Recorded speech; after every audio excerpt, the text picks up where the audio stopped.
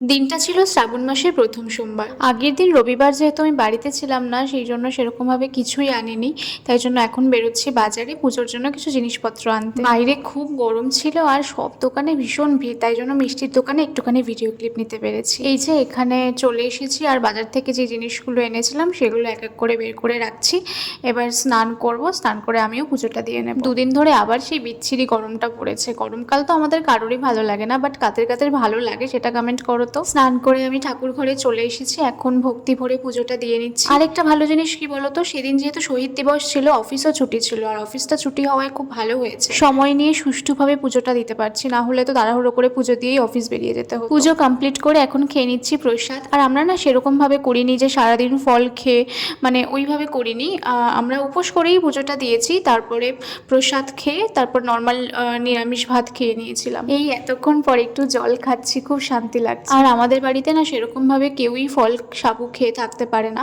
সবার আগে তো শরীরটা, তাই না? তাও মা মাঝে মধ্যে করে, আর আমি মনে করি শরীরকে গুরুত্ব দিয়ে ভক্তি ভরে পুজো করলেই হয়। দেন মা একটু ডাবের জল নিয়ে এসেছিল, তোমরা তো দেখলেই। আর এখন লাঞ্চটাও করে নিলাম। এর মধ্যেই বোন অনলাইনে অর্ডার করে ফেলেছে ওর কিছু পছন্দের খাবার, যার মধ্যে কিন্তু আমার একটাও পছন্দের না। তো কি কি ছিল এখানে, ছিল লটি চকোপাই আর ওই মিল্ক শেক আর একটা অরিও বিস্কিট। হ্যাঁ, বিস্কিটটা আমি যদিও একটু খাই, একটু না, অরিও বিস্কিট খেতে আমি ভালোই বাসি, বাট এখন খুব একটা খাওয়া হয় না। ব্যাস, আর কিছু নেই। দেন মাসিমণি একটু কল করেছিল আর ওকেই দেখাচ্ছিলাম খাবারগুলো। আর ও কি বলছে শোনো।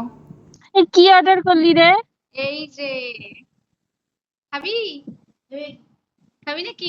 না, আমি এগুলো খাই না। আমি হ্যাঁ, অরিও বিস্কুটটা খেতে পারি, কিন্তু ওইটা খাই না। ওটা কেমন একটা লাগে বেশ। লটি চকোপাই খাস না? এটা আমিও খাই না যদিও। পুরো বাক্স ধরে অর্ডার করেছে। বোন কেন? খেতে ভালোবাসে এটা। ই মা, যা কারেন্ট অফ হয়ে গেছে ভগবান।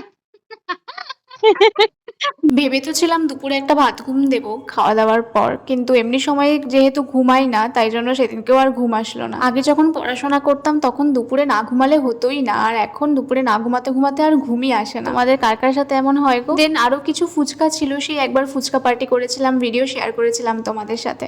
তখন আরো কিছু ফুচকা ছিল যেগুলো আজকে আমরা খাবো ভাবলাম। ঘুম যখন আসছেই না, আর সন্ধ্যাবেলা সেরকম কিছু কাজও ছিল না, তাই জন্য ভাবলাম এটাই করি। এমনি সময় তো অফিস থেকে ফিরে ইচ্ছাও করে না যে কিছু বানাই বা কিছু করি, করে খাই। তো আজকে বাড়িতে ছিলাম তো ভাবলাম যে একটুখানি খাওয়া যাক, আর বাড়িতে যখন ছিলই তাই জন্য সবাই মিলে আবার করে ফেললাম ফুচকা পাই। তবে আগের দিন আলুটা আমি মাখিয়েছিলাম, আজকে কিন্তু বোন মাখিয়েছিল। তবে হ্যাঁ, খেতে কিন্তু ভালোই হয়েছিল। দেন ডিনার করে নিলাম। সো ইয়েস, এইভাবেই কাটলো দিনটা। ফেসবুক থেকে দেখলে আমার পেজটা ফলো করে দিও, আর ইউটিউব থেকে দেখলে আমার চ্যানেলটাকে সাবস্ক্রাইব করে দিও।